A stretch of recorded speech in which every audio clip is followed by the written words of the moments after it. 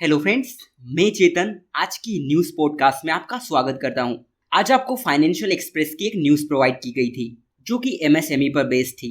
Government इस बात पर विचार कर रही है कि हमारे जो एमएसएमईज हैं, हमारे जो सूक्ष्म उद्योग हैं, उनके लिए नए बैंक सेटअप किए जाए। लेकिन क्यों? आप जानते होंगे कि हमारे जो छोटे छोटे उद्योग हैं, जो स्मॉल इंडस्ट्री हैं, उन्हें पैसों की ज़रूरत पड़ती है और इन इंडस्ट्रीज़ की सबसे बड़ी प्रॉब्लम ही यही है कि इनकी क्रेडिट एक्सेस नहीं है। होती भी है तो उसकी कॉस्ट काफ़ी ज़्यादा पड़ती है। इसके चलते ये ग्रो नहीं कर पाती, ये कंपटीशन ठीक तरह से नहीं कर पाती और बंद हो जाती है। देखिए, एमएसएमई का भारत की अर्थव्यवस्था में बहुत अहम रोल है, क्योंकि एग्रीकल्चर के बाद सबसे ज़्यादा एम्प्लॉयमेंट की बात करें तो वो इसी सेक्टर से आता है। इतना ही नहीं, हमारी जीडीपी में भी कम से कम 1/3 से ज़्यादा कंट्रीब्यूशन एमएसएमई का है। ऐसे में इनका मजबूत होना हमारे इकोनॉमी के लिए बहुत ज़रूरी है। और जब हम इंक्लूसिव ग्रोथ की बात करते हैं तो हम एमएसएमई को भी साथ लेकर चलते हैं। फ्रेंड्स, एमएसएमई बहुत छोटी छोटी इंडस्ट्रीज होती हैं जिनका टर्नओवर मैक्सिमम 500 करोड़ होता है। गवर्नमेंट ने इन्हें 3 कैटेगरी में डिवाइड किया है, आप सभी को पता ही होगा। जैसे कि माइक्रो है ना, जिसका मैक्सिमम टर्नओवर 5 करोड़ रुपए होना चाहिए।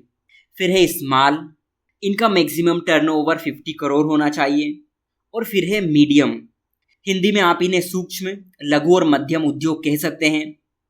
इनकी क्रेडिट फैसिलिटी की बात करें तो अभी फिलहाल सिडबी, स्टेट फाइनेंशियल कॉरपोरेशन और इंडस्ट्रियल डेवलपमेंट कॉरपोरेशन एमएसएमई को क्रेडिट एक्सेस देते हैं। लेकिन इनके बावजूद भी हमारी जो छोटी इंडस्ट्रीज हैं वो पैसों की कमी से जूझ रही है और इसीलिए गवर्नमेंट ने ये डिसाइड किया है कि इनके लिए अलग से बैंक ओपन किए जाएं ताकि क्रेडिट फ्लो अच्छा हो। इससे इनकी इकोनॉमिक एक्टिविटी बूस्ट होगी, नई नई जॉब क्रिएट होंगी, जिसका डायरेक्ट इम्पैक्ट हमारी जीडीपी में देखने को मिलेगा। करंटली जो एमएसएमईज हैं उसमें क्रेडिट फ्लो इंडिया में सिर्फ 14% है, जबकि अमेरिका में ये आंकड़ा 50% तक जाता है और चीन में 37% तक। आप समझ सकते हैं कि हमारा एमएसएमई सेक्टर चीन और अमेरिका की तुलना में कितना पीछे है। इंक्लूसिव ग्रोथ, एमएसएमई और इकोनॉमिक रिफॉर्म से रिलेटेड अगर आपके सामने मेंस का कोई सा क्वेश्चन आता है तो आप इन पॉइंट्स का यूज़ वहाँ पर कर सकते हैं। दूसरी न्यूज़ ये थी कि पाकिस्तान का एक डेलीगेशन भारत आया था जो जम्मू कश्मीर में हाइड्रो इलेक्ट्रिक पावर प्रोजेक्ट के इंस्पेक्शन करने के लिए आए थे। और वे प्रोजेक्ट कौन कौन से हैं? पहला तो है किशनगंगा और दूसरा है रतले। ये दोनों हाइड्रो इलेक्ट्रिक पावर प्रोजेक्ट हैं। अब देखिए, यहाँ से आपके प्रीलिम्स के क्वेश्चन फ्रेम होते हैं। पहला तो ये कि जो किशनगंगा और रतले प्रोजेक्ट है वो किस नेचर के हैं, तो आपको पता होना चाहिए कि ये हाइड्रो इलेक्ट्रिक पावर प्रोजेक्ट हैं। सेकंड, कौन से स्टेट में है, तो आपको पता होना चाहिए कि जम्मू कश्मीर में है।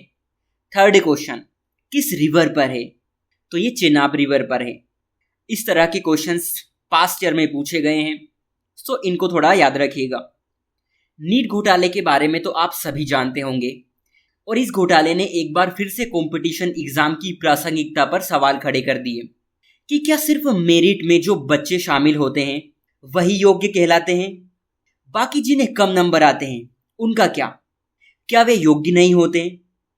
ये मैं क्यों बोल रहा हूं?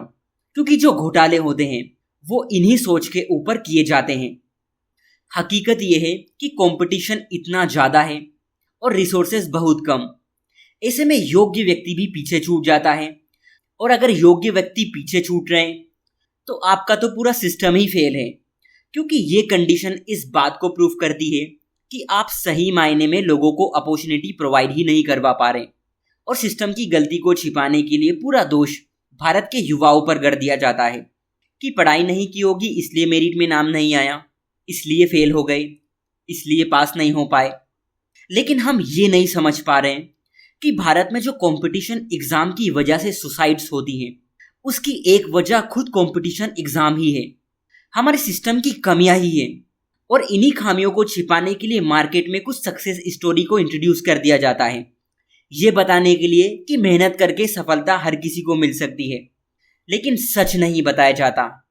फ्रेंड्स, सच तो ये है कि हमने समस्या को व्यक्तिगत योग्यता के आधार पर प्रस्तुत करके शिक्षा और रोजगार को समर्थन देने वाली जो पॉलिसीज होती हैं, जो नीतियां होती हैं, उनको दरकिनार कर दिया।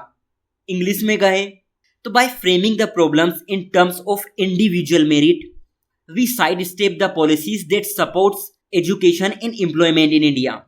क्यों आज भी हमारे पॉलिसी मेकर्स ये समझ नहीं पाए कि हम रिसोर्सेज प्रोवाइड नहीं करवाएंगे, लोगों को अपॉर्चुनिटी नहीं मिलेगी, तो कोई कैसे अपनी एबिलिटी प्रूव करेंगे।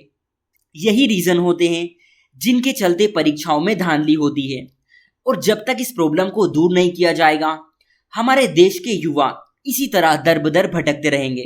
चाहे आप संस्थानों के डायरेक्टर बदल दीजिए, चाहे आप फिर से कोई नई संस्था बना दीजिए, जब तक सिस्टम का माइंडसेट ठीक नहीं होगा, इस तरह की हरकतें होती रहेंगी, बच्चों का भविष्य खराब होता ही रहेगा।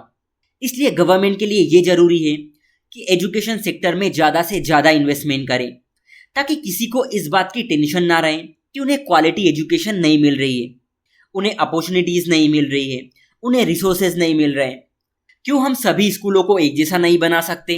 क्यों हम सभी कॉलेज में एक जैसी फैसिलिटी प्रोवाइड नहीं करवा सकते? चुनाव में तो बहुत सारा पैसा बहाते हैं, क्यों ना वो पैसा एजुकेशन सेक्टर में बहाया जाए, ताकि इस तरह की सिचुएशन ही क्रिएट ना हो।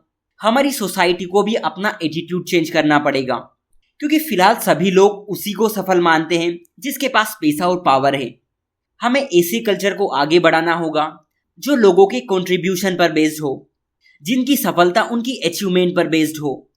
आज भी हम देखते हैं जो टीचर्स होते हैं उन्हें इज्जत नहीं मिलती। आज भी हम देखते हैं कि जो छोटे छोटे आर्टिस्ट होते हैं उन्हें इनकरेज नहीं किया जाता। आज भी हम देखते हैं कि जो एनजीओ वर्कर्स होते हैं उन्हें इतना सम्मान नहीं दिया जाता, जबकि जमीनी स्तर पर यही काम करते हैं। वो कहते हैं ना कि नज़रिया बदलने से नज़ारे बदल जाते हैं। हमारे सिस्टम को भी अपना नज़रिया बदलना होगा। Governance, public examination system, education और इंस्टीट्यूशन से रिलेटेड कोई सा भी क्वेश्चन मेंस में आपको दिखता है तो आप इन पॉइंट्स का यूज़ वहाँ पर कर सकते हैं। सो आज के लिए इतना ही। Thank you.